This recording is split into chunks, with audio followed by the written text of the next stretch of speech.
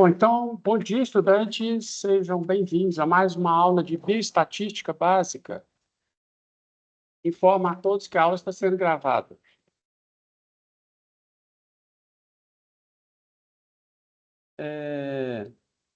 Para dar continuidade ao curso, eu vou compartilhar com vocês aqui minha área de trabalho.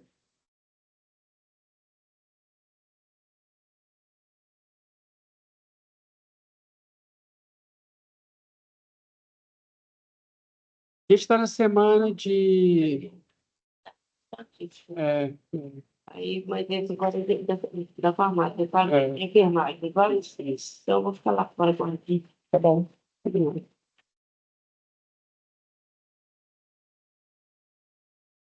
Compartilhar aqui minha área de trabalho, 18 a 24 de novembro, a nossa semana atual. A gente tem aí o final do capítulo 4, probabilidade e avaliação de testes diagnósticos. Então, desse capítulo, a gente abordou tópicos elementares de probabilidade exclusivamente com a finalidade de vocês entenderem como que é o desempenho estatístico dos testes diagnósticos.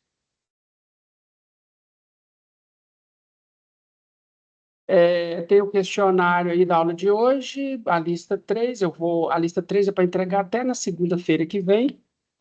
Vou falar da lista 3, discutir a lista 3, e tem uma novidade aí que está saltando aos olhos, né? Dia 25, a gente vai fazer a primeira prova, e aí a novidade é que a prova vai ser aqui no Moodle.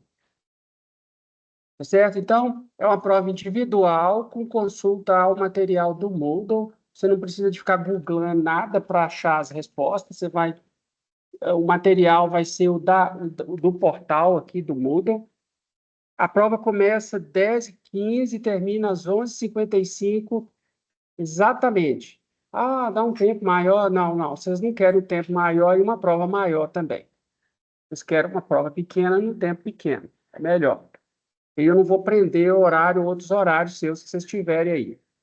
Você precisa de procurar um lugar que tenha uma internet boa e estável para você fazer a prova. Você baixar as questões e responder. As questões são parecidas, são dos tipos das questões dos questionários. Tá certo? Aí, no final da prova, já aparece o resultado, já você vai ver a solução correta e a nota que você tirou. Tá certo? Eu achei que ia ficar melhor assim. A turma é grande, é muito grande. Essa sala aqui vai ficar quase que no limiar, então eu preferi fazer a prova remota, sim? A prova vai ser remota. Vai ser pela internet. Só abre 10h15 a prova e fecha 11h55. Não, você não precisa. Você pode estar em qualquer lugar que tenha internet. Você pode fazer a prova lá de sua casa, se você tiver internet em casa, se você tiver um pacote de dados bacana, você pode fazer no seu celular, de onde você estiver. Tá certo? A prova é individual, você vai fazer consultando o seu material, resolver do jeito que você entendeu. Tá? Aí, se tiver laboratório, eu não sei, se tiver laboratório, você pode reservar horário no laboratório lá para fazer, ou então fazer no celular. Dá para fazer no celular. Certo? Então, a novidade aí é isso. A prova vai ser pela internet também, pelo Moodle. Certo? Então, está avisado, mas eu vou avisar de novo depois. A entrega da lista pode ser feita até o final do dia, tá? Olha lá, até segunda-feira, até o final do dia, você pode entregar a lista. Obviamente, você vai tentar fazer a lista antes para você estudar para a prova. Tá certo? E aí volta a aula normal. Volta a aula normal, 2 de dezembro, 9 de dezembro, 16 de dezembro, vai ter integra da lista 4. Eu vou divulgar daqui a pouco. Aí tem recesso escolar na semana do Natal e do Ano Novo. Depois a gente volta janeiro, fevereiro, janeiro, e até 3 de fevereiro é o final do semestre. A gente deve acabar a aula, a nossa segunda prova está programada para dia 27 de janeiro. Aí entra de férias. 27 de janeiro, férias para vocês aí. Quem passou, passou, está livre, não precisa de vir dia 3. Dia 3 é só quem for fazer a suplementar, que precisar de fazer a prova suplementar. Ok? Exame especial é depois disso aí, se alguém precisar, para quem for precisar. Então, a novidade é essa, vocês estão avisados. Procurem uma internet estável e de boa qualidade para você fazer a prova sem problemas. Pode deixar a lista aí para as pessoas forem chegando assim. Continuar o capítulo 4 de probabilidade e testes diagnósticos. Eu recomendo que vocês estudem o conteúdo, tá? Os conceitos de probabilidade, né? O conceito de espaço amostral, o conceito de evento, o que é um evento elementar, o que é um evento composto. Aqui, ó, você tem, são eventos elementares, a face de um dado ser a face 1, a face do dado ser a face 2. Outros eventos que podem te interessar é a face do dado ser par. Então, nesse caso, são eventos compostos, que pode ser o 2, o 4 ou o 6. É como se você fosse participar de uma loteria e você comprasse vários bilhetes. Então, você tem mais chance de ganhar. Tá certo? Então, a gente viu lá os dados que compõem o teste diagnóstico, né? Que é o teste diagnóstico, ele testa se uma doença, se um marcador de uma doença está presente e se a pessoa está doente mesmo. A verificação da pessoa, se a pessoa está doente, é feita por um teste definitivo, que a gente chama de padrão ouro. Às vezes é uma junta médica que faz o diagnóstico, e o teste diagnóstico é, sei lá, uma proteína presente no sangue. E essa proteína, ela precisa estar presente na maior parte das pessoas que estão garantidamente doentes. E ela precisa de estar ausente, né, em todas as pessoas que não têm a doença, para ela ser um bom marcador da doença. Então, a gente viu aí a questão do teste positivo, do teste negativo, da pessoa ter a doença, da pessoa não ter a doença. A gente falou do conceito de probabilidade condicional, né? São probabilidades que nos interessam aí. A probabilidade do teste dar positivo, dado que a pessoa está doente mesmo, a gente chama isso aí de sensibilidade do teste, é a capacidade dele de dizer que a pessoa realmente está doente. E o teste negativo, dado que a pessoa não está doente, é a que a gente chama de especificidade do teste. Ele tem que dar negativo para as pessoas saudáveis, as pessoas que não têm aquela doença. Então, a gente viu aí como que a gente calcula, né, a probabilidade condicional, como que ela é calculada. A gente viu o conceito de independência de eventos.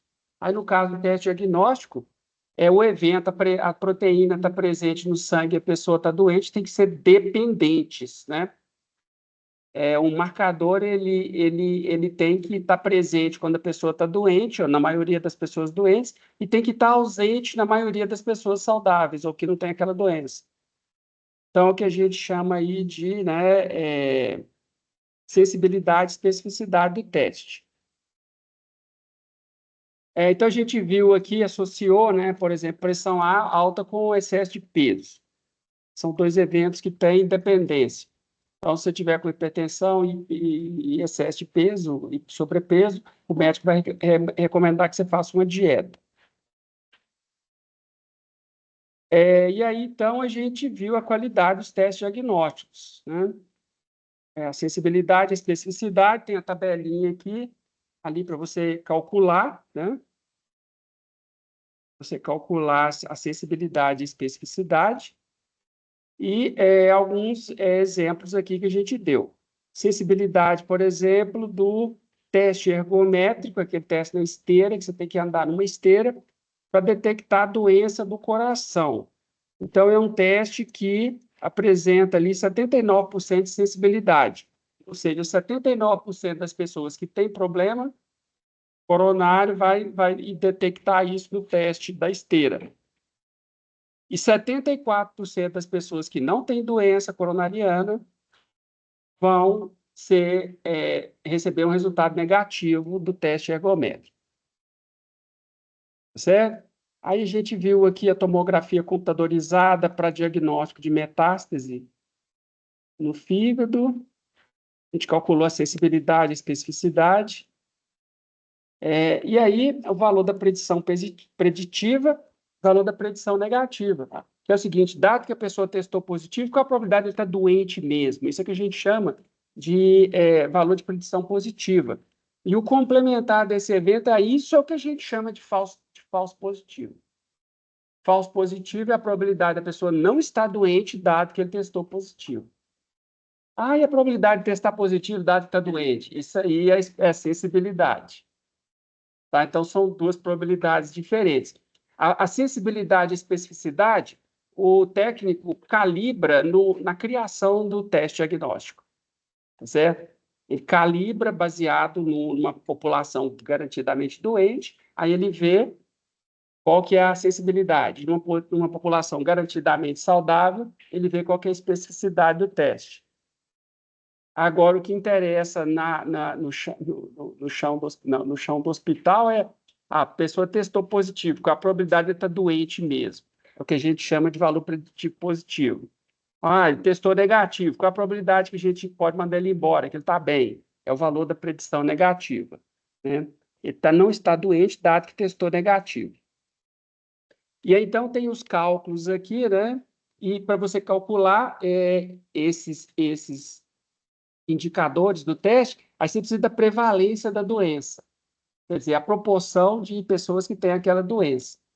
Então, vai ser a prevalência e essa expressão aqui, onde P é a prevalência, P vezes S é a prevalência vezes a sensibilidade, o P vezes 1 menos S é a prevalência vezes 1 menos a sensibilidade, por aí vai.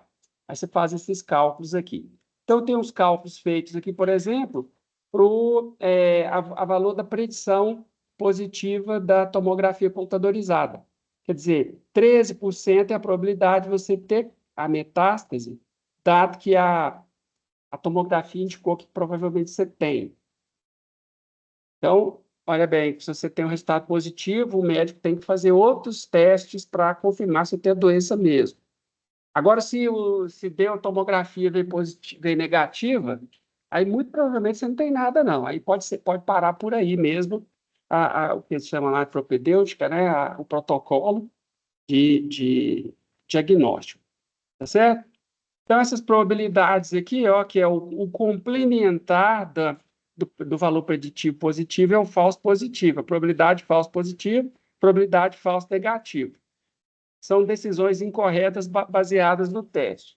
Então, aqui, para umas prevalências, você tem o valor preditivo positivo, o valor preditivo negativo, e aí o complementar vai dar o falso positivo e o falso negativo. Se a doença for muito rara, você vai ter muito pouco falso negativo. Tudo que der negativo deve ser negativo mesmo. Mas tudo que for positivo, pode ser que não seja positivo mesmo. Aqui, isso aqui são os erros falso positivo e falso negativo. Tá certo? Aí vai alterando a prevalência da doença, vai alterando os falsos positivos e os falsos negativos.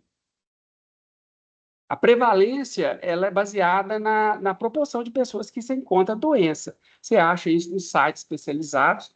O Ministério da Saúde mantém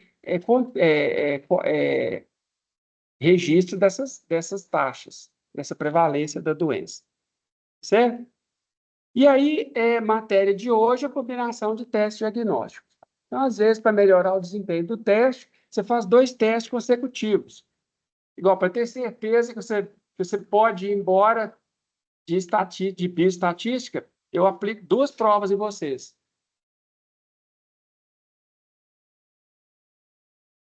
Né? Você pode aplicar um teste de forma paralela ou de forma serial. No nosso caso aqui, as 2 provas, elas não são nem exatamente paralela e nem exatamente série, porque na soma, né, vocês têm que conseguir 60%. Então, você pode ir muito mal numa prova e se você for muito bem na outra, você passa. O teste aqui, ele é positivo e negativo.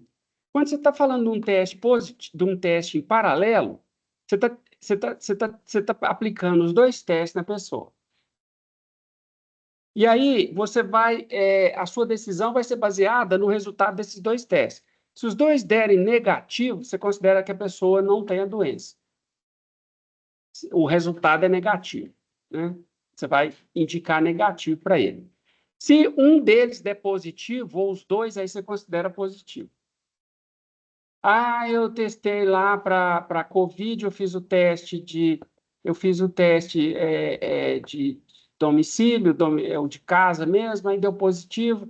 Aí eu vou fazer o teste lá na farmácia, que é um teste lá ele é mais sensível, vamos dizer assim. Ele é mais sensível e mais específico. Ele tem melhor desempenho. Então, aí eu vou fazer o segundo teste.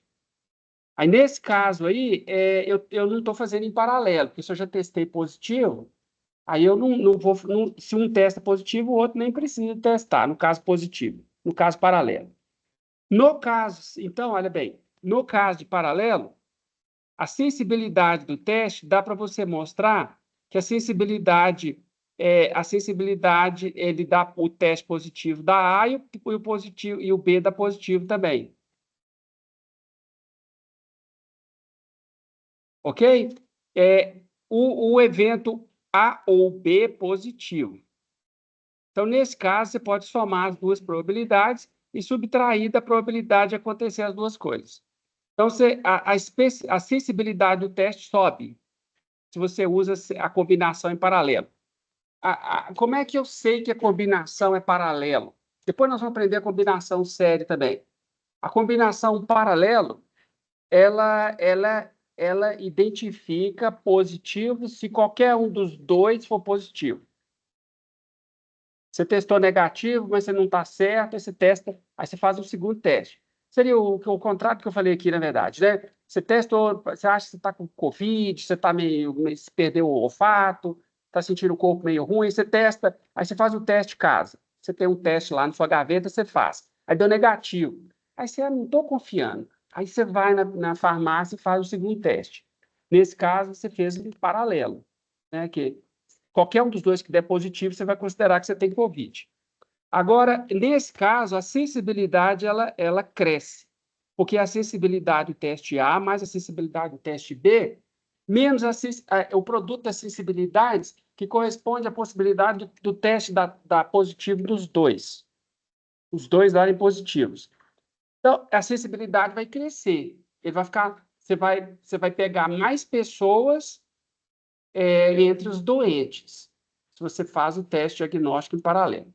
Então, essa é uma forma de você melhorar a sensibilidade do teste.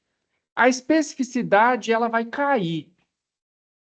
A especificidade, ela vai cair. Isso quer dizer que, quando ele der negativo, você não vai ter muita certeza que a pessoa realmente... A especificidade é a capacidade dele dar negativo entre as pessoas saudáveis.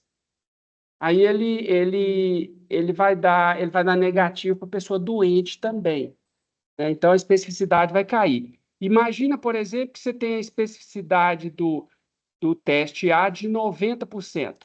Ele identifica negativamente 90% das pessoas saudáveis. E do teste B, 90% também.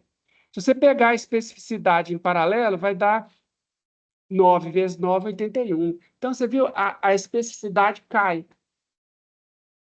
Ele fica menos capaz de identificar pessoas saudáveis.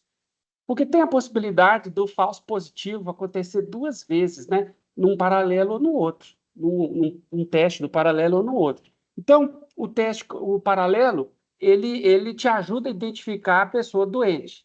Mas ele não é muito bom para te ajudar a identificar pessoas saudáveis. Tá?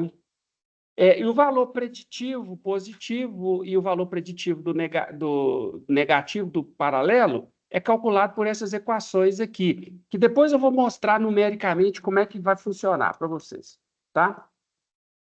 Agora, o série. Qual que é o teste série? O teste série, se um deu positivo, você nem faz, se um deu negativo, você nem faz o outro. né? Então,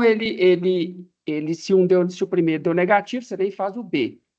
Aí, aquilo que eu tinha falado antes, né? Você fez o teste positivo, você não está confiando muito, aí você vai e faz um teste mais preciso. Aí, se o teste mais preciso deu negativo, aí você considera que você não tem a doença. Você vai ter a doença só se os dois derem positivo. É diferente da combinação em paralelo.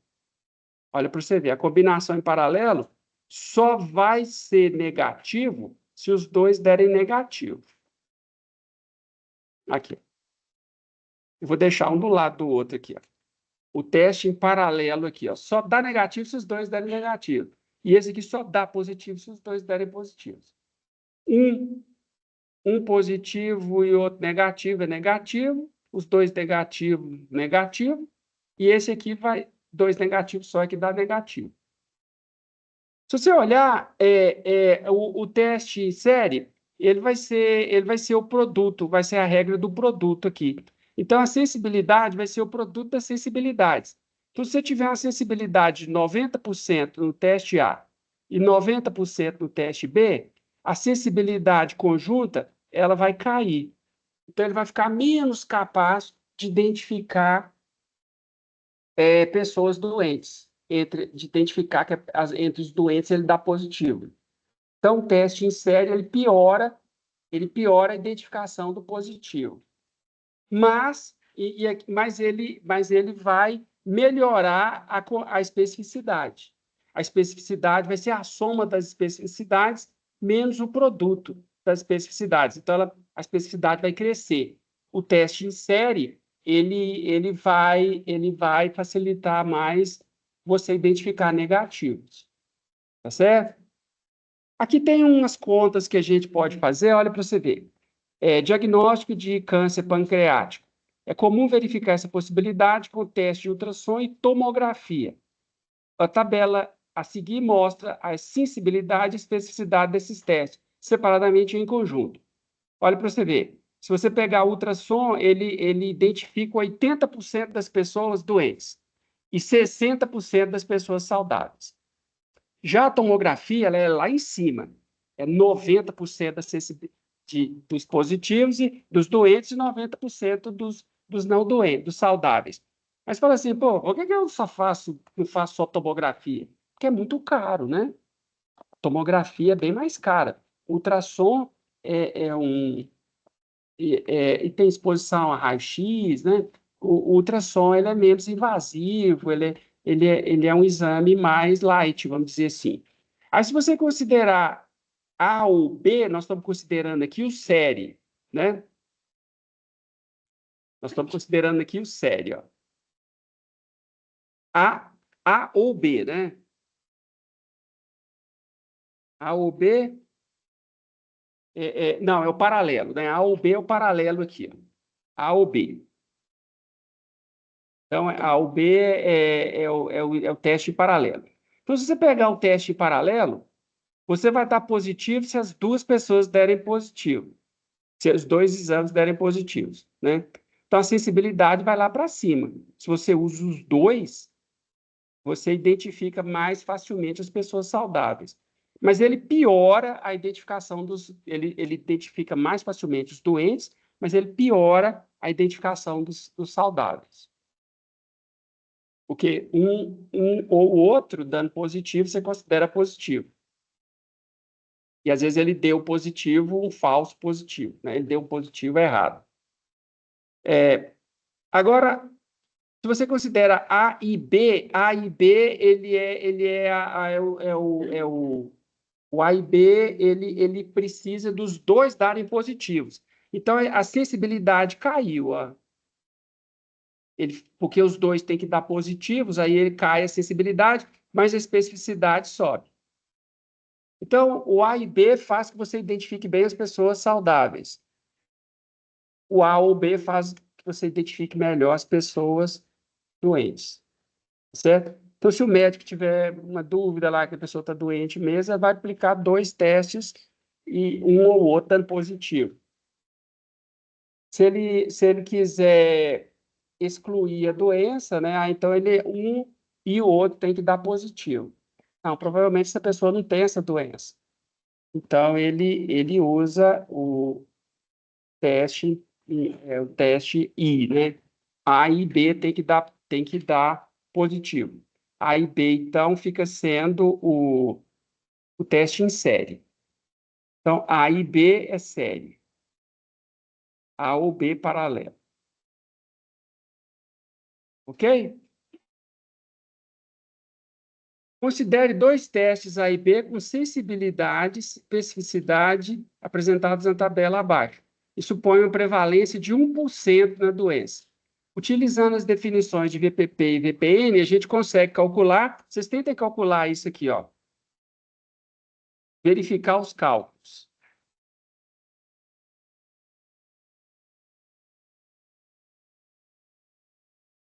Verifica se é isso mesmo. Você consegue, com esses dados que estão aqui, você consegue calcular o valor preditivo positivo e o valor preditivo negativo.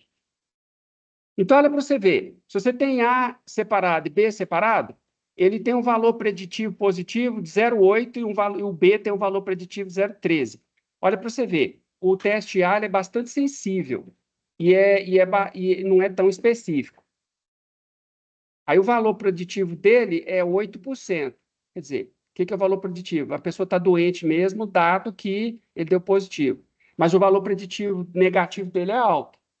Quando ele indica negativo, tem uma probabilidade alta da pessoa não estar doente. Tá certo? Agora, por causa dessa prevalência de 1% aqui da doença.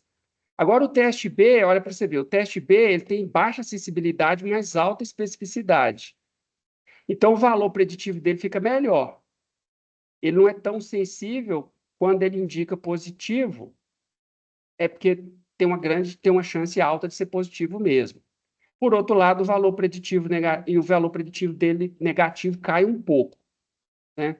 Porque como ele é muito específico, pode ser que ele te dê um falso negativo. Ele tem mais chance de dar um falso negativo, ele tem uma probabilidade menor ele tem um valor preditivo negativo menor, em comparação com o teste A.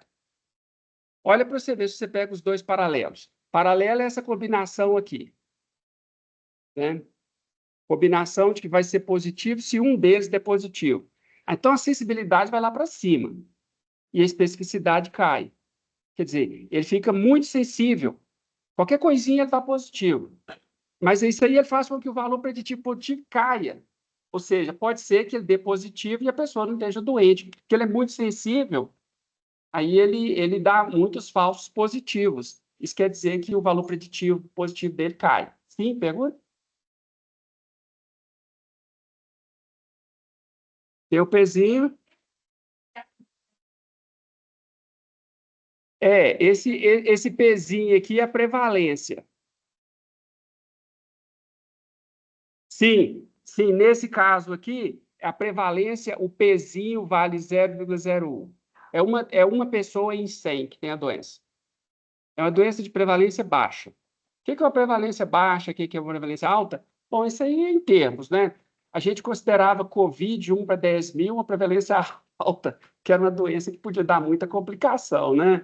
Então, todo mundo foi isolado em casa, usando máscara para todo lado, porque mesmo um em 10 mil, eu acho que era essa a prevalência da Covid, ela dava complicação e podia faltar respirador para as pessoas no hospital. Então, a gente tentou, ficando em casa, a gente tentou diminuir a curva de contágio para as pessoas terem condição de ser tratadas, né? Alguns governantes falavam que não, que você podia ir, tá, enfrentar a vida de peito aberto, que no caso deles, eles têm uma junta médica que cuida deles se eles ficarem doentes, né? Agora a gente tem que ir lá no SUS, pode ser que a gente fique numa fila gigante e morra antes de ser atendido, né? Então, a prevalência baixa e alta, ela é em termos. Vocês vão aprender isso melhor no resto do curso seus aí. Ó, essa prevalência aqui está baixa, essa está alta, tá certo? Então, olha bem, então o que nós vimos aqui? Que a combinação em paralelo jogou a sensibilidade lá para cima, baixou a especificidade, em relação ao teste, jogou o valor preditivo positivo para baixo, que ficou muito sensível, então tem muita chance de dar falso positivo, e o valor negativo subiu, né? Então, ele acaba que ele identifica as pessoas saudáveis muito melhor, né? Já a combinação em série, aí ela faz o contrário. Ela joga a sensibilidade para baixo, ele fica mais difícil de identificar as pessoas, porque a combinação série, ela precisa dos dois testes darem positivos para você considerar que a pessoa tem a doença. Então, é mais difícil você identificar a pessoa doente.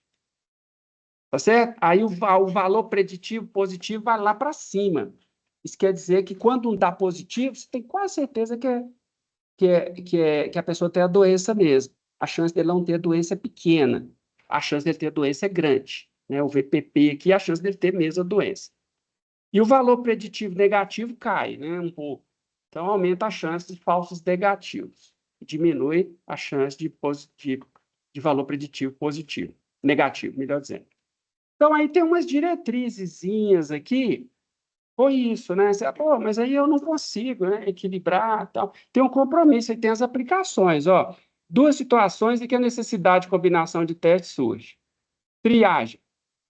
É um tipo de procedimento que visa classificar pessoas assintomáticas quanto à probabilidade de estarem doentes. O teste de triagem é o primeiro de uma série de testes, né? Então, você vai fazer uma triagem para você excluir a pessoa da doença.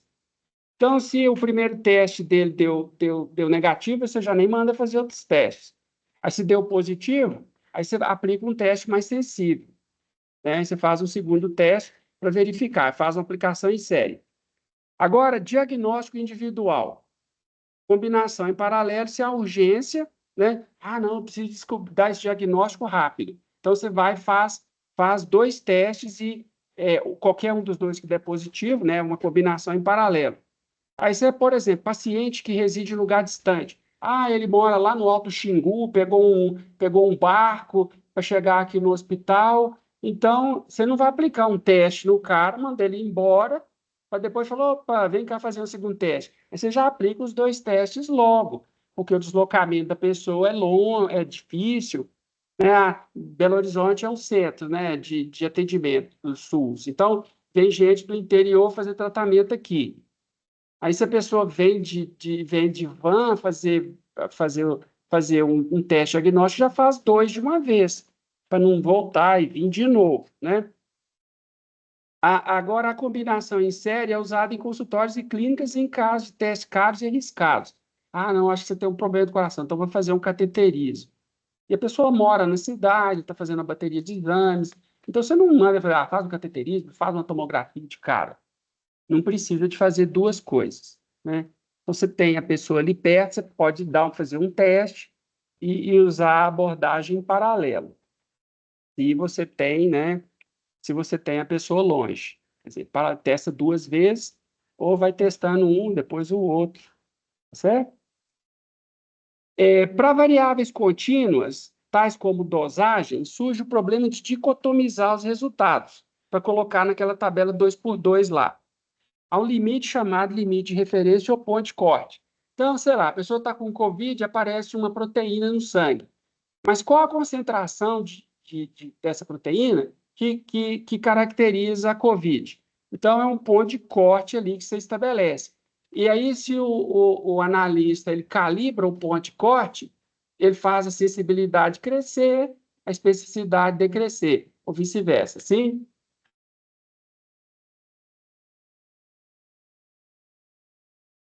O teste em paralelo, ele vai. Aqui, o teste em paralelo. Vamos ver o que vai acontecer com ele? A combinação em paralelo vai aumentar a sensibilidade. A gente está vendo a sensibilidade calculada ali embaixo.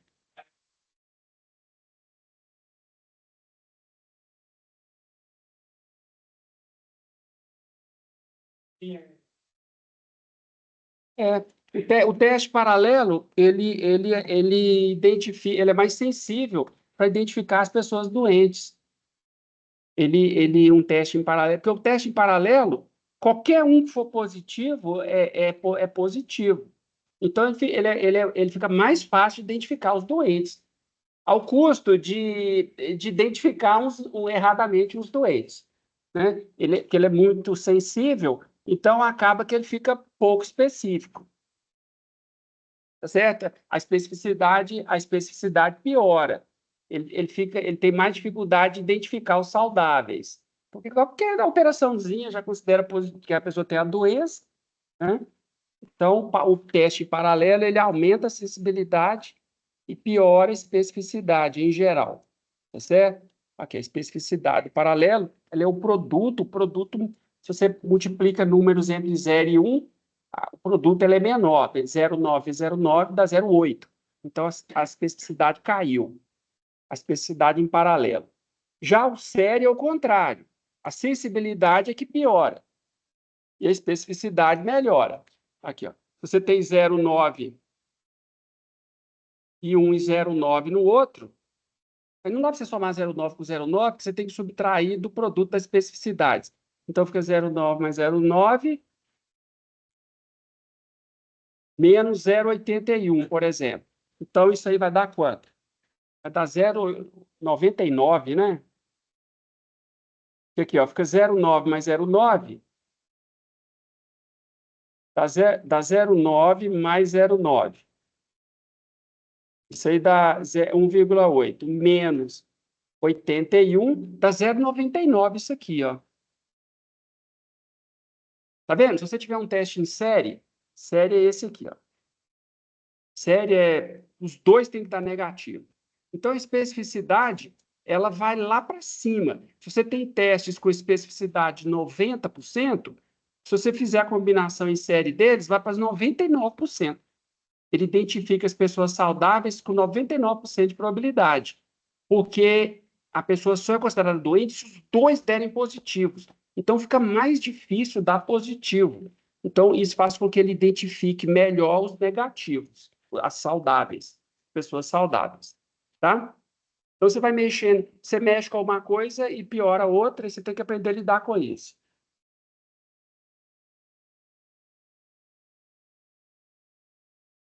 Não, essa especificidade aqui é a série. A especificidade em paralelo, ela é dada pelo produto das especificidades. Tá certo? Vocês teriam que decorar isso para fazer a prova, mas como você vai ter acesso aos slides na hora da prova, você não precisa de decorar. Você só precisa de saber onde achar a informação. Certo? Continuando aqui, então, no caso de... Olha para você ver. Variáveis contínuas, você tem dificuldade de determinar o ponto ali a partir do qual vai ser positivo ou negativo, né? Olha para você ver, esses digitálicos aqui, essa categoria de medicamento, de goxina e de digitoxina, ele é benéfico para a pessoa que tem falha no coração, tem uma arritmia cardíaca. Então, a terapia, mas a terapia com essa medicação, ela pode dar intoxicação. E a concentração sérica de digitálicos fornece um diagnóstico útil para toxicidades, se a pessoa está intoxicada. Considerar o nível de goxina de 1,4 nanogramas por mililitro e a digitoxina de 25 nanogramas por mililitro. É positivo para toxicidade. A tabela aqui mostra como que os pacientes foram classificados. Olha aqui, ó, dos intoxicados que o médico detectou por outros meios, 25 tinha essa concentração acima de 1,4 e 25. E dos intoxicados, 18 não tinham esse ponto de corte aí. Entre os não intoxicados, 14 só entre 92 é que tinha acima disso, 78 tinha abaixo. Então, esse aí é um bom indicador, né? É um bom marcador. Sensibilidade deu 58% e especificidade 85%. Aí você fala, poxa, o teste diagnóstico meio ruim. Idealmente a gente ia querer 99%, 95%, mas tem uns testes que a gente não consegue fazer tão bons assim. E se você faz ele ficar muito sensível, aí acaba que a especificidade dele fica muito ruim, tá? Porque uma coisa meio que piora a outra. Para você melhorar as dois, você tem que ter uma tecnologia mais avançada, né? Há um teste diagnóstico baseado, sei lá, em DNA, né? Igual se você tinha COVID, eles verificavam se tinha o DNA do vírus da COVID lá na sua amostra de sangue. Então, esse aí era um teste 99,9%. Porque se você tivesse o DNA do vírus lá no seu sangue, você estava com a doença mesmo, né? Mas poderia ser que a amostra de sangue sua não pegou o vírus. Ele estava lá, mas ele não pegou. Então, ele dá negativo para uma pessoa doente. Mas se deu positivo, é porque tem o vírus lá. Então, um positivo é um valor com uma sensibilidade muito alta, né? O falso positivo deve ser muito raro, né? Ó, tem o DNA do vírus aqui, a pessoa não está com Covid, não faz sentido, certo? Então, você vê uma boa especificidade, 85%, e uma sensibilidade ali, quase cara e coroa. Pessoal, se você tiver uma sensibilidade de 50%, você pode jogar o teste fora. Porque você joga uma moeda, se der cara, ele está doente, se der coroa, ele está saudável. Quer dizer, 50% não serve para nada, né? É a mesma coisa de jogar uma moedinha. Tem que ser um pouquinho melhor que 50%. Olha aqui, o estudo feito lá com a intoxicação digitálica mostrou que a concentração de digoxina entre 0 e 0,5 nanogramas em 2 intoxicados, como que é identificada a intoxicação? Pelo diagnóstico médico, tá? E não intoxicados, 6. Então, vocês veem que os não intoxicados apresentam concentração de digoxina no sangue baixa. E os intoxicados apresentam concentração alta, tá certo? Eu vou precisar desse slide aqui, eu vou pegar do lado de cá. Olha para você ver, tem um critério de classificação quanto à toxicidade. O critério 1 é o seguinte: nível de digoxina abaixo de 1 nanograma não está intoxicado, acima de 1 nanograma está intoxicado. Então, olha bem, se você pegar o critério 1, você vai ter o seguinte aqui, ó, vão estar intoxicados quem tiver acima de 1 nanograma. Então, 4 e 4, 8, e 5, 13, 14, 15, 16, 17, 18. 18 pessoas teriam resultado positivo por esse critério aqui. 18 positivo. Olha aqui, ó. Eu contei aqui quantos que tem acima de 1 nanograma. Então, 18 em quanto? Em 21. Então, isso aqui, ó, seria minha sensibilidade do teste. 18 positivos em 21. E qual que seria qual que seria o negativo? Negativo é quem tem abaixo de 1 aqui. Então, seria 18 e 6, 24. 24 deu negativo de 62 pessoas não intoxicadas. Então, vocês veem que a sensibilidade vai ser alta, a especificidade vai ser baixa. Aí eu calculei aqui na frente a sensibilidade e a especificidade, tá vendo? 18 em 21, 24 em 62. Aí deu essa combinação aqui. Aí você calcula o positivo, a sensibilidade e a especificidade.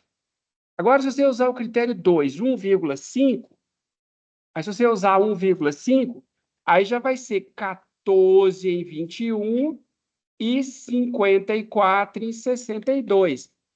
Aqui para você ver o que aconteceu. Se você sobe ao ponto de corte, olha, você melhora a especificidade, mas piora a sensibilidade. Tá certo? Ó, pessoal, assim, esse negócio não é fácil, não é trivial.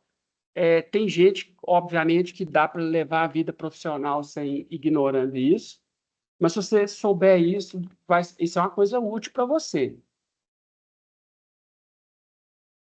Eu uso slides, tal, mas eu não dispenso a leitura do livro. O livro é muito bem escrito.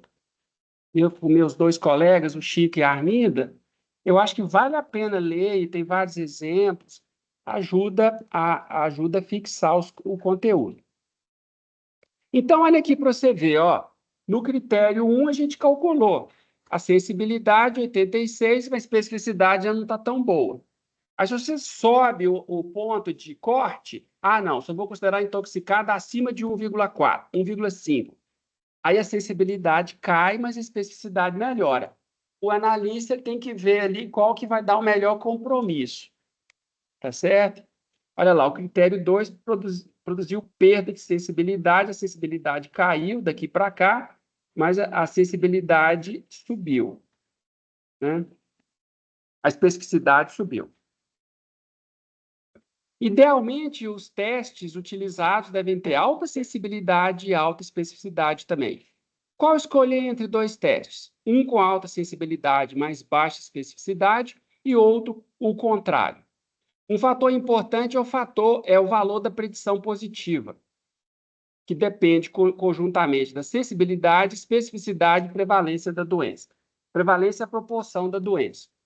Então, esse teste Gonosticon Dry Dot aqui tem sensibilidade de 80% e especificidade de 95%. Quer dizer, 80% das pessoas que têm gonorreia dão positivo e 95% das pessoas saudáveis dão negativo. A tabela abaixo apresenta os valores preditivos para 4 populações de diferentes prevalências.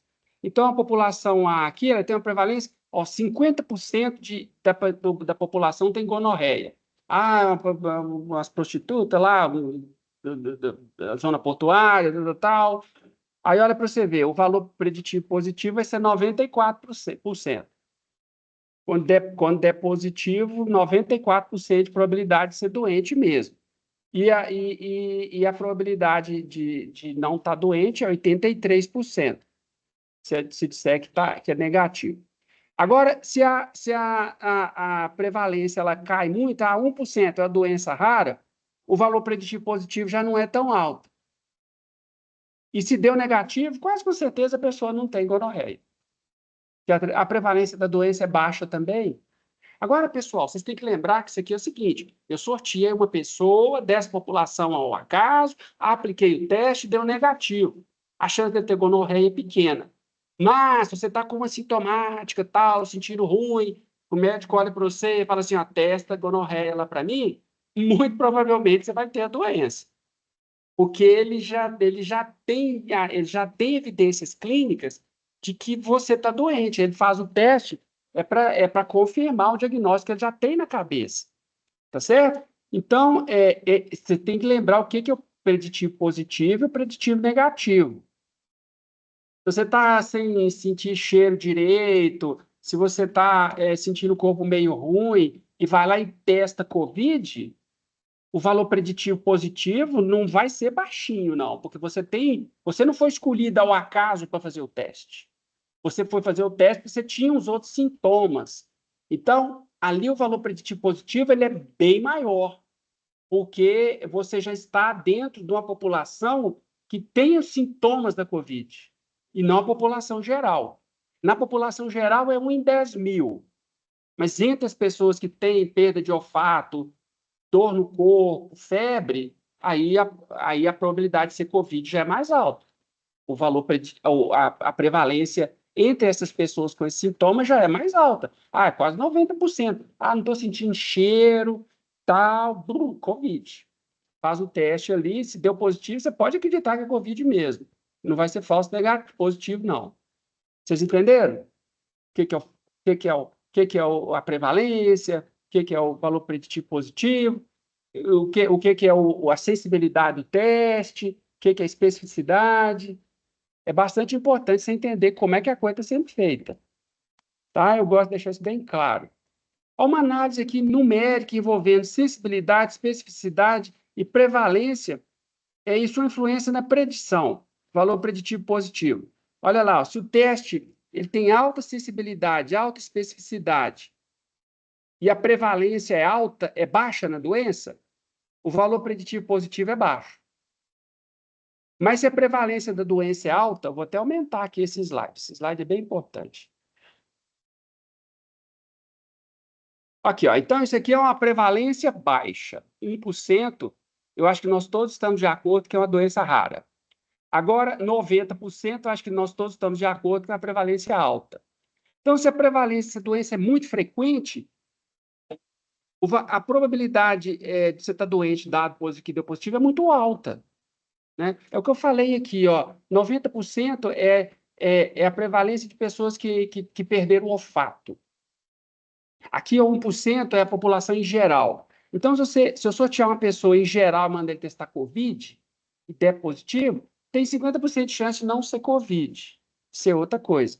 Mas, se ele tiver com outros sintomas, a prevalência ficou alta, aí a probabilidade de ser positivo é alta. A probabilidade de estar doente é alta, né? Dado que deu positivo. Isso aí é um teste com predição, especificidade, sensibilidade e especificidade alta. Se a especificidade e a sensibilidade caem, o valor preditivo ele cai também automaticamente. O valor preditivo caiu de 0,99 para 0,97, de 50% para 3%. E o valor preditivo negativo também vai piorando. Se a sensibilidade e especificidade vão baixando, os valores preditivos vão piorando também. E aí, se a prevalência é baixa e alta, acho bem bacana essa comparação aqui, que aí você vê como é que a coisa funciona. Bom, embora esse assunto não tenha sido discutido aqui de forma exaustiva, porque ninguém tem tempo de ser levado à exaustão, tem umas conclusões gerais aqui que vocês podem levar. Quando a doença ela é relativamente baixa, de baixa prevalência, a doença rara, você vai querer usar um teste de alta especificidade. Mesmo que esse teste tenha baixa sensibilidade, mesmo que ele não seja muito sensível para identificar a pessoa doente, entre os doentes, ele identificar que ela está doente, mas é um teste que deve ser altamente específico. Ele não dá positivo errado. Né? Ele não testa positivo para as pessoas saudáveis. Quando a prevalência da doença é alta, igual a gente teve aí com a Covid, a prevalência da Covid subiu, né? Aí a gente usa teste muito sensível, né, para excluir a possibilidade da pessoa estar doente, né? Mesmo que a especificidade não seja tão boa, quer dizer, não para excluir que a pessoa está doente, mas para confirmar que a pessoa está doente mesmo. Então, se a prevalência é baixa, você vai querer confirmar que a pessoa não tem a doença mesmo. Se a prevalência é alta, você vai querer confirmar que a pessoa tem a doença para tomar as atitudes, né? Ok? Então, isso aqui são conclusões gerais. Essa daí, então, é a matéria da prova, a gente acabou aqui, tá? Eu queria continuar, então, vendo, a gente pode ver duas coisas. A gente pode ver o questionário e pode ver a lista 3. A gente vai ver os dois. Vamos começar pelo questionário. Questionário da aula de hoje, então, é o último questionário antes da prova. Ó, não deixa de fazer o questionário, tá? Depois a pessoa chora lágrimas de sangue. Ah, professor, eu esqueci de responder o questionário. É difícil eu ficar voltando lá e alterar a data de fechamento. Tá certo? É bem trabalhoso para mim, então eu não gostaria de ficar fazendo isso, não. Então vamos ver aqui o que o questionário de hoje propõe. Individual, com consulta apenas do seu material, responda as questões a seguir. Suponha que a sensibilidade e a especificidade de dois testes A e B para diagnóstico de uma certa doença sejam a sensibilidade 90% do teste A e especificidade 70%. Sensibilidade, 90% das pessoas doentes recebem positivo e 70% das pessoas saudáveis recebem negativo. O que sobra aí, 10% dos doentes recebem um falso negativo, né? E 30% dos saudáveis recebem um resultado positivo. E o teste B, 70% e 90%, é o contrário. Assumindo que esses testes sejam realizados independentemente,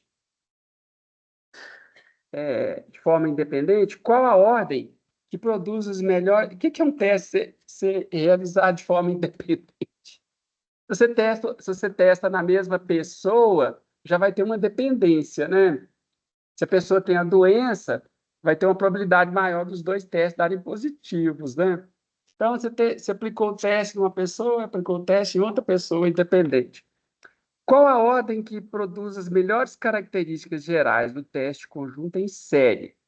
Isso é, o resultado geral da combinação em série é positivo se ambos estiverem positivos.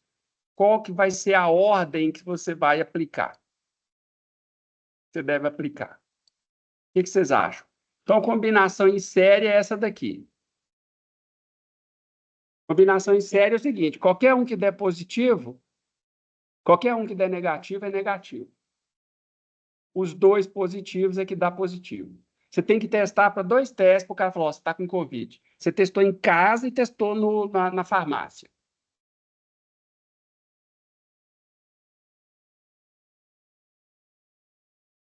A ordem não vai influenciar, porque negativo e positivo é igual positivo e negativo. Então, não,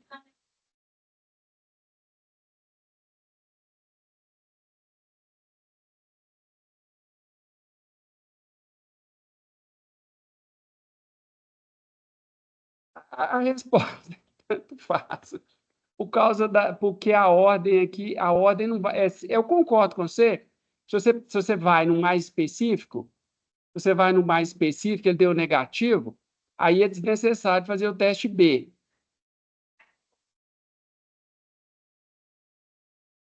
Pois é, mas os 2 testes já foram realizados. A ordem, nós só estamos discutindo a ordem. Eles já foram realizados. Se eles já foram realizados, então a ordem importaria se eu só realizasse o segundo teste, se o primeiro desse positivo. Aí eu concordo com você definitivamente que seria melhor eu primeiro eu identificar o negativo, né?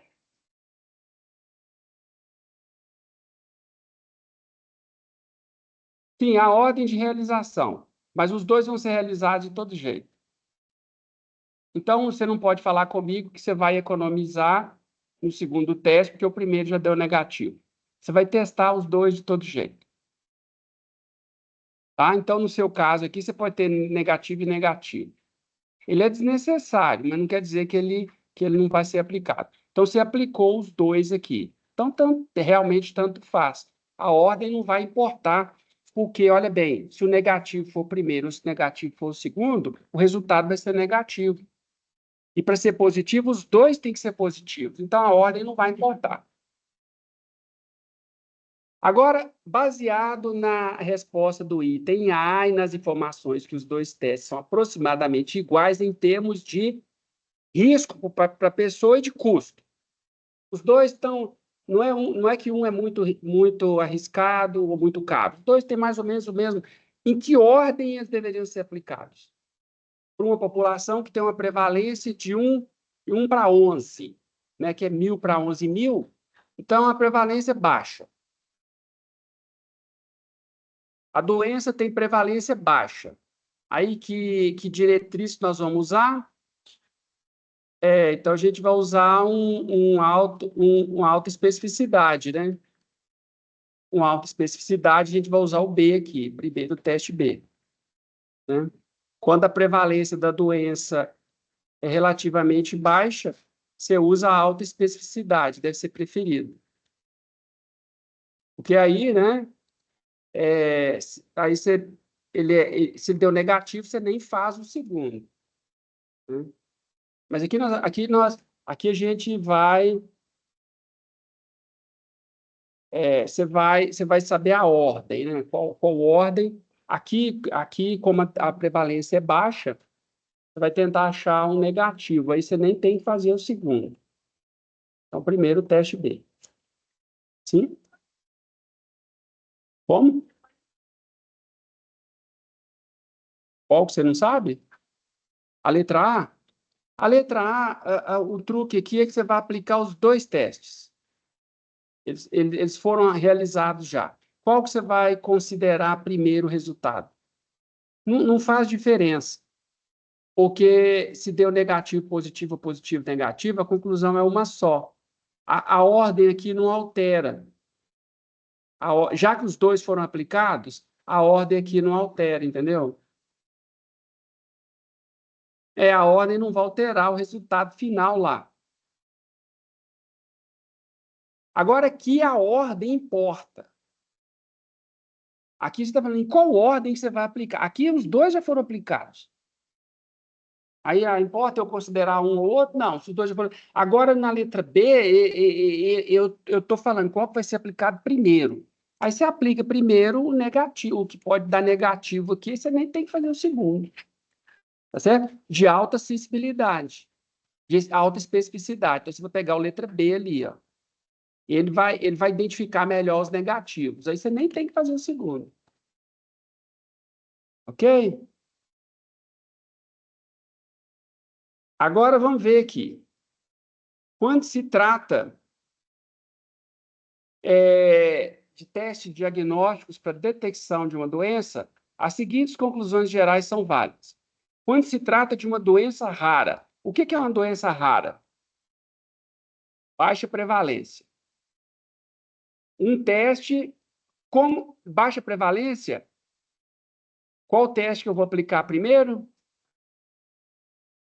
Um altamente específico, para já me dar um negativo logo. Então, já vou pegar uma alta especificidade aqui. Deve ser preferido, mesmo que esse teste tenha relativamente baixa, mesmo que eu não seja tão sensível para dar positivo. A doença é rara, tá certo? Quando se trata de uma doença mais comum, há uma gripe aí que dá em uma a cada 100 pessoas. Então, é uma doença de alta prevalência. Qual teste que eu vou usar? Um teste de alta sensibilidade. Que aí eu já, ó, essa pessoa que tem a doença frequente, aí ele já isola, já usa máscara, certo? Mesmo que ele não, mesmo que ele tenha possibilidade de soltar uns falsos positivos.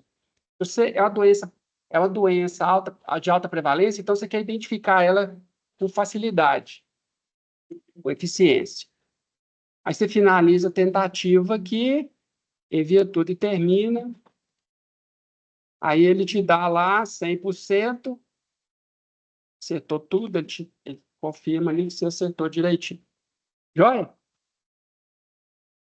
Agora, a lista de exercícios. Esse exercício A aqui nós já fizemos, correto?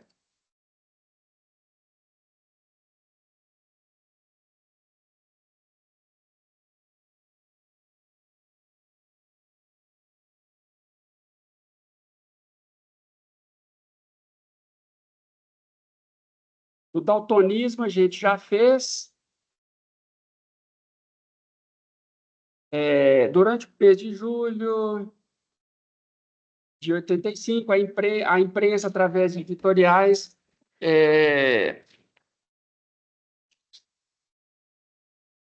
a lista 3. O exercício 2 aqui, o 1 já foi feito, né? Durante o mês de julho de 85, a imprensa, através de editoriais, tratou frequentemente do assunto AIDS, que é síndrome da imunodeficiência adquirida. Era uma doença complicada lá em 1985, que ela tinha mortalidade alta, contágio alto, era complicada a doença. Um dos pontos em questão era o teste recém-descoberto para a detecção do HIV, que é o vírus que produz a síndrome da imunodeficiência adquirida. A versão desse Abbott aqui produziu 37 resultados possíveis em 17.420 amostras de pessoas sadias e 123 positivos em 129 pessoas comprovadamente com AIDS. Calcular a sensibilidade e especificidade do teste e comentar. Então, pessoal, nós vamos ter que fazer a tabelinha aqui, ó, exercício 2, letra A, né? Então, olha aqui, ó, doença, sim, não. Fazer a tabelinha aqui, ó. Aí o teste aqui, ó.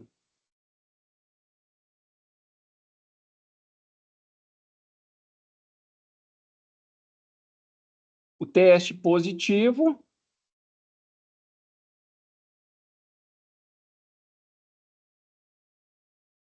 negativo. Aqui, então, isso aqui vai ser o A, né? Positivo e tem a doença 123.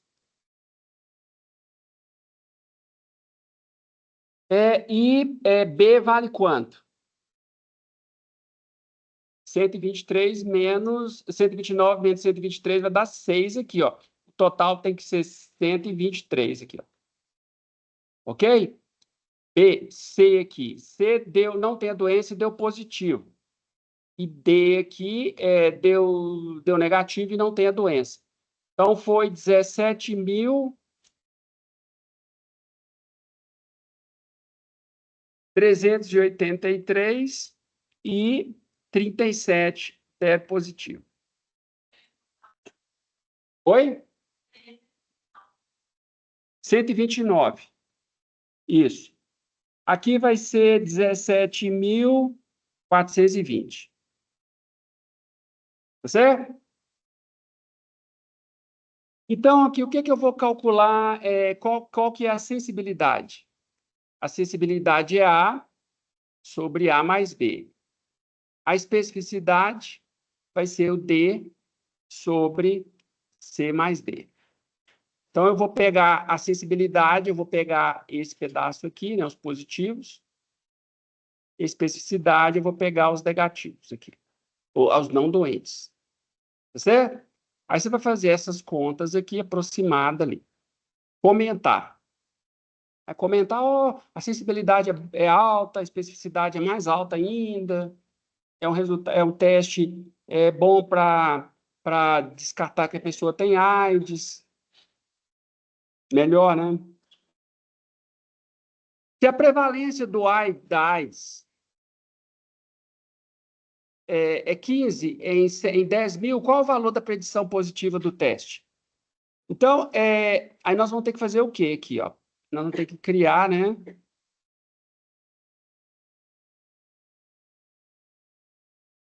O valor preditivo é 15 sobre 100 mil, e o valor preditivo positivo, ele vai ser o predição vezes especificidade, dividido pela predição vezes especificidade, mais 1 menos a predição, 1 menos a especificidade, que você calculou lá em cima. Tá certo? Essas equações vocês não precisam decorar, vocês vão ter ela disponível lá na hora da prova, tá?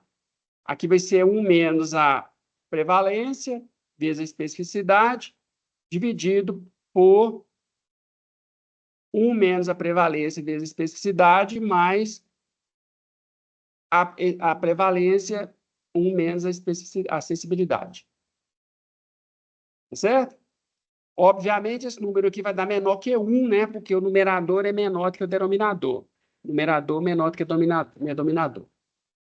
Tá certo? Beleza? É só fazer as continhas, eu não vou fazer aqui para não perder tempo. Vocês fazem a conta e colocam lá. 3, exercício 3. A creatina, deixa eu pegar aqui. A creatina fosfocinase é o marcador para diagnóstico de infarto agudo de miocárdio. Pacientes com infarto agudo de miocárdio apresentam valores elevados de CFC. A tabela a seguir apresenta os valores de CFC para 360 pacientes de hospital, sendo 230 com infarto. Então, o que você vai fazer? Mesma coisa, né? Doença, sim, não, total. Teste, positivo, negativo. Então, testado positivo, aqui vai ser a letra A, né? Quantos testaram positivo? Aí você tem que achar aqui, ó, qual o resultado, considerando que o resultado positivo, valores deve ser maiores ou iguais a 80, teste 1, calcule a sensibilidade e a especificidade. Vambora.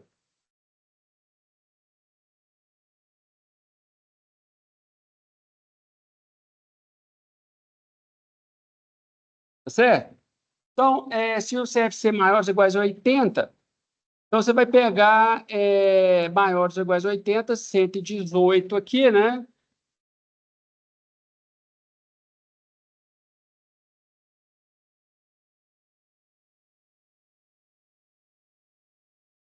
A letra A vai ser o quê?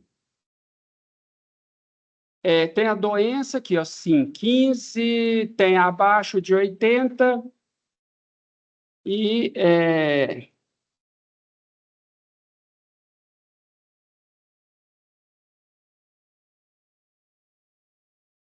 15 mais 113 mais 133.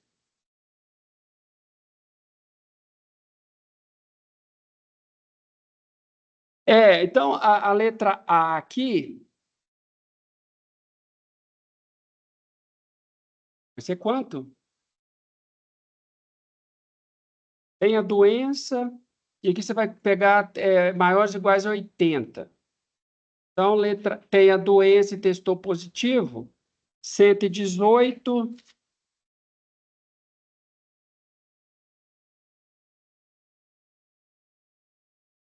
Tá certo? Eu não estou conseguindo ler direito aqui no meu negócio, eu não estou.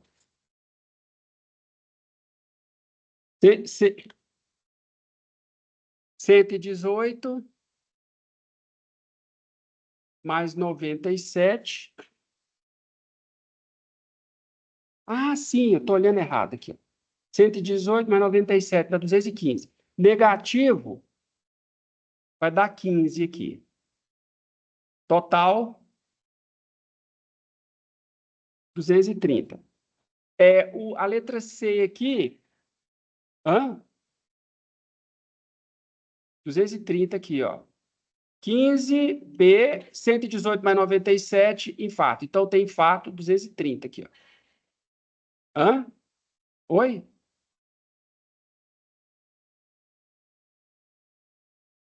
Não, mas que deu positivo é só 118 mais 97. 15 deu negativo. 15 aqui deu negativo. Tá certo? C que deu positivo não é doente. Então, seria essas pessoas aqui, ó, 15 mais 1.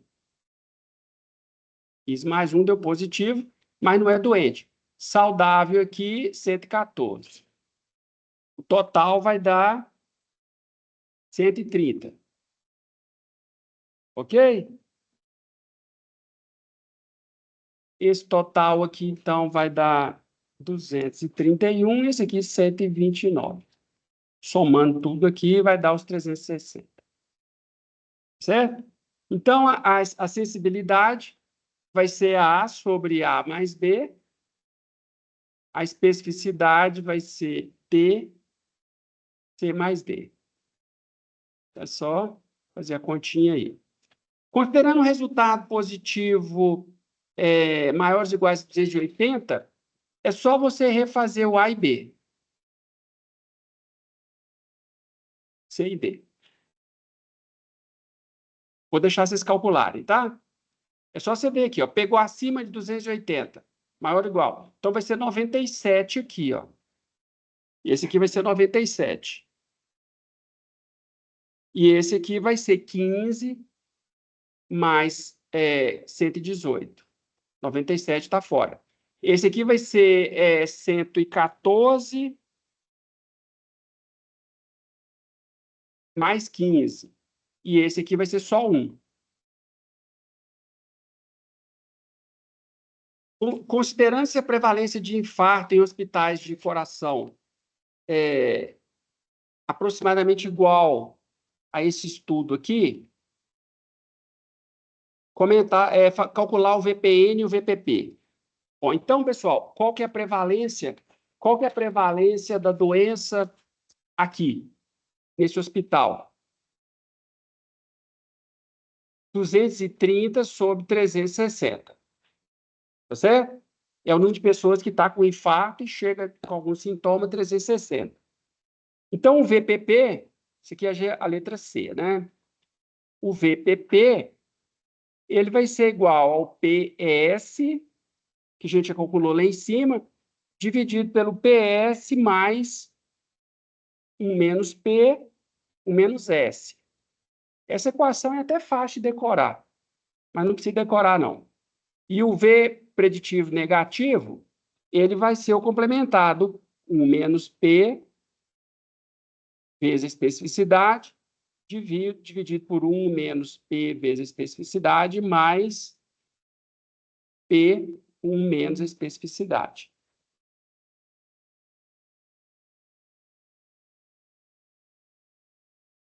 Para cada teste, você tem que ver o preditivo para um e para o outro. Só para você ver, eu quero que você veja como é que a coisa mexe. 1 menos P vezes E, P1 menos 1 mais S. Aqui está errado, ó, pessoal. Essa equação aqui está errada. Valor preditivo negativo é 1 menos P vezes especificidade. Não, estava certo, é 1 menos P vezes a especificidade mais P vezes 1 menos a sensibilidade. PS, 1 menos P, aqui é 1 menos E, tá, pessoal? Ó, cuidado aqui, ó.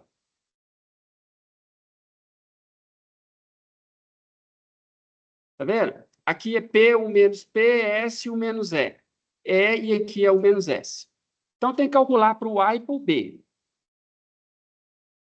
Então, tem o CA e o CB. VPP e VPN. VPP, VPN. Ok?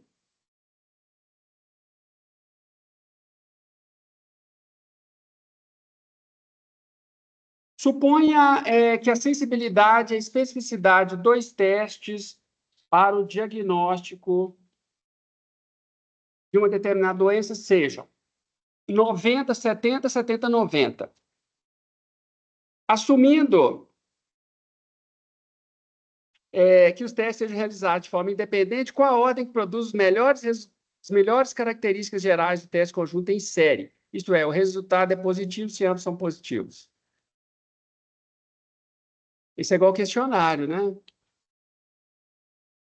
Tá certo?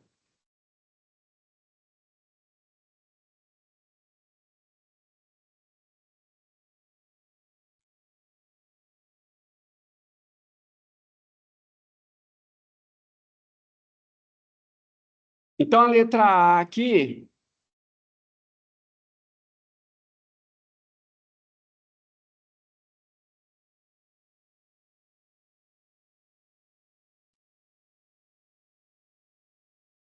o resultado vai dar a mesma coisa. Se você pega o teste A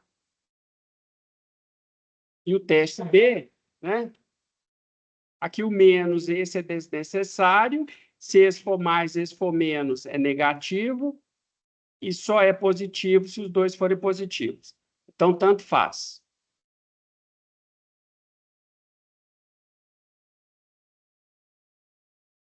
Agora, essa aqui é a letra A. Agora, a letra B, baseada na resposta diária, na informação de que dois são igualmente vazivos, os custos para aplicar são os mesmos, que ordem deveria ser aplicada? Sugestão para as duas ordens, simule o que seria esperado para uma amostra de 11 mil indivíduos. Então, aqui o que nós vamos fazer? A gente vai imaginar as seguintes proporções de doente. Doente é 1.000 indivíduos, saudável 10 mil indivíduos. Ok? Quantos resultados positivos aqui? Ó? Primeiro,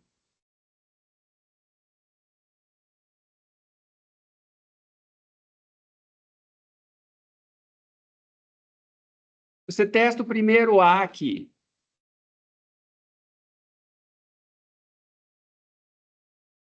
Você testa o primeiro A. Quantos, se você testa o primeiro A, aqui, ó. Os dois são igualmente invasivos. Então, quantas pessoas você vai testar? Quantas pessoas você vai testar aqui?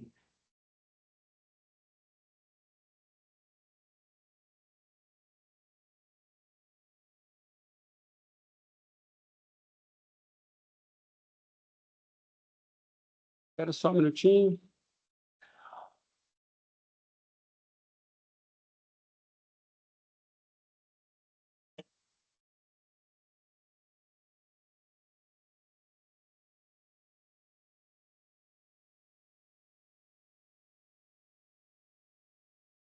A proporção de positivos aqui, ó.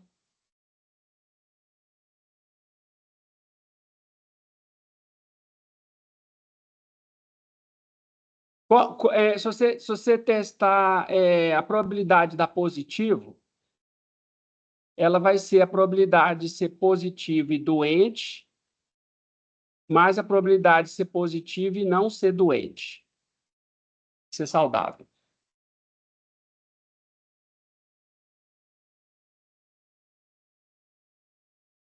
Oi?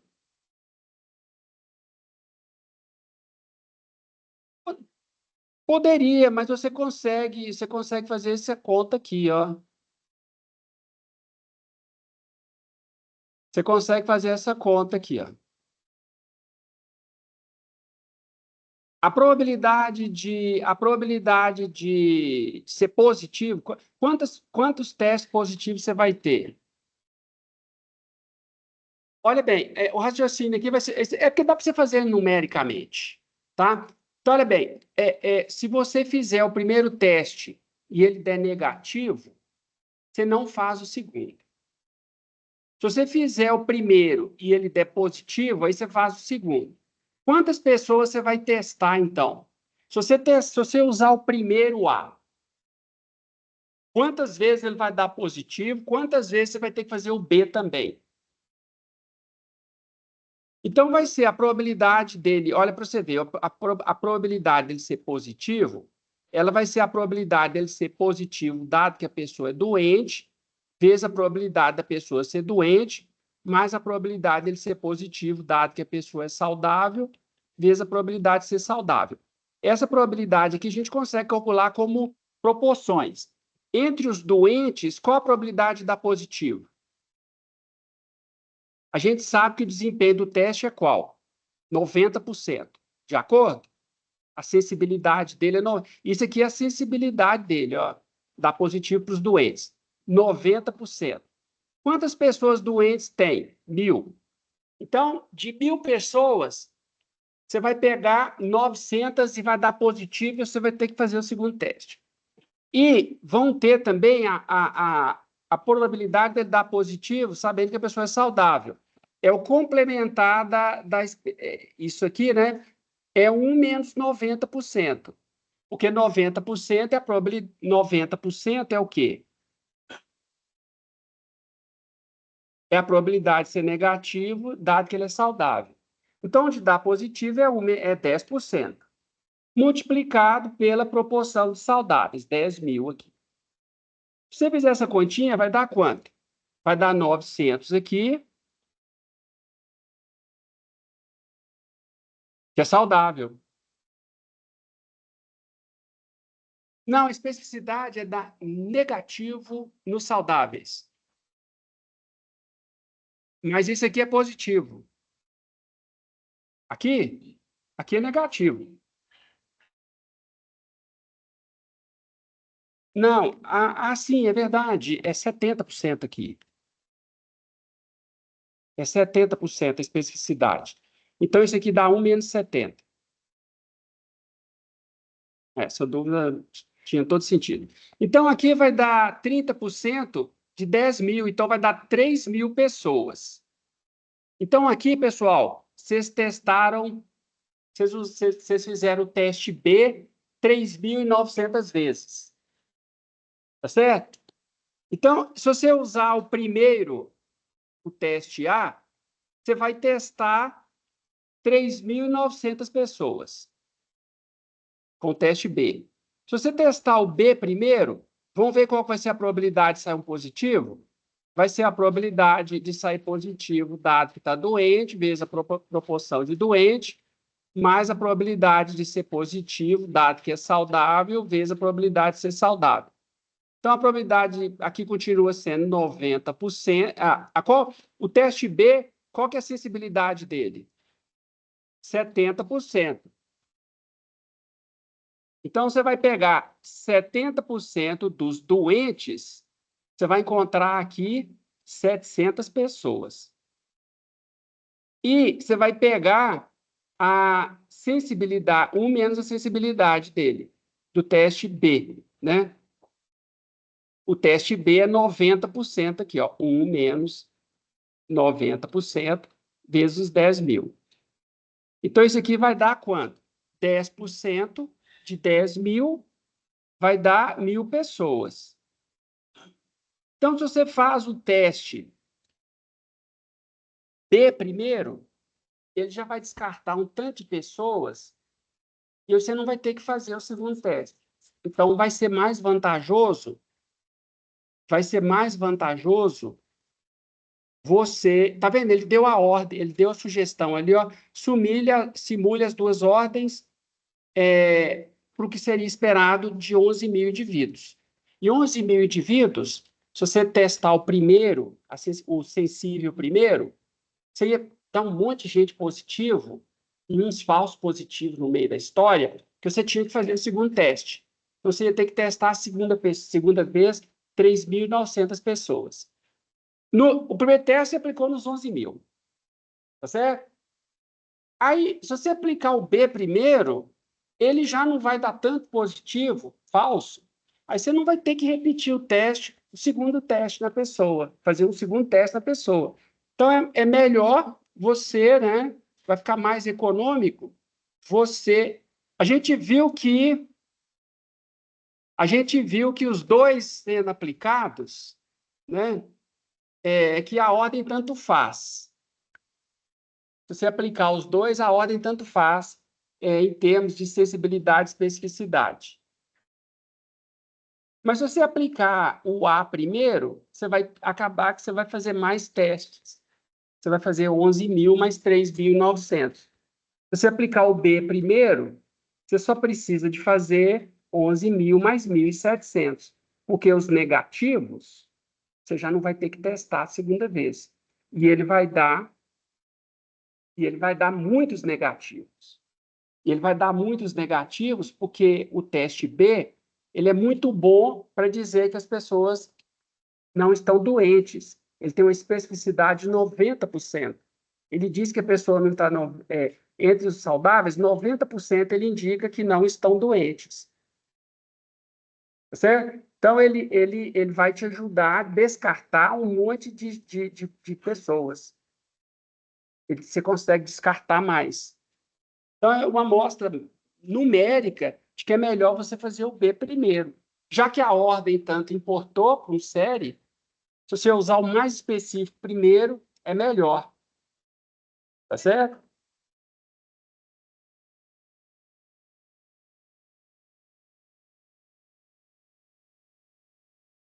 Deixa eu ver. Aqui a gente não falou da prevalência. A gente não falou da prevalência, é independente da prevalência.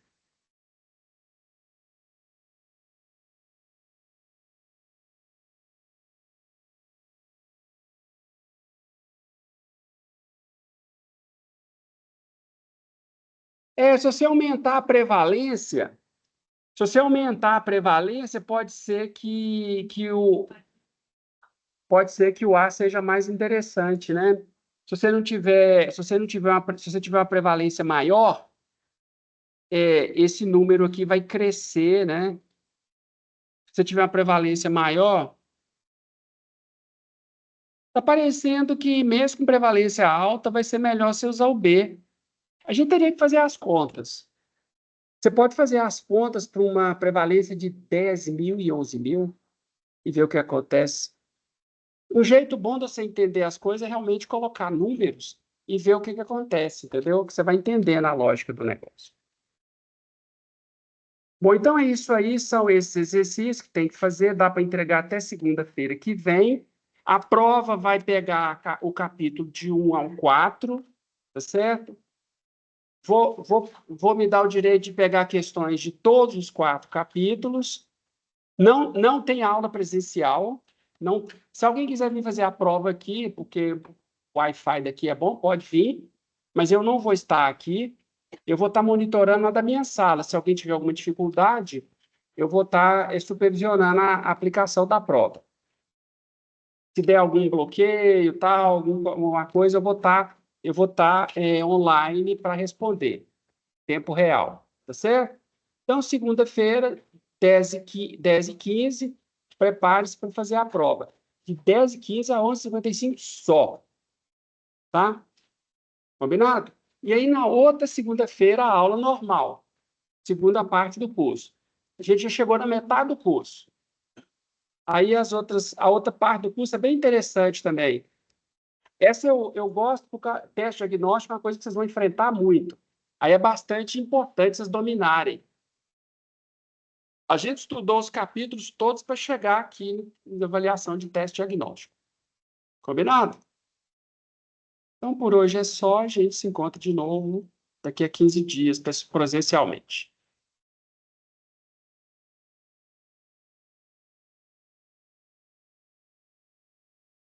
Tchau,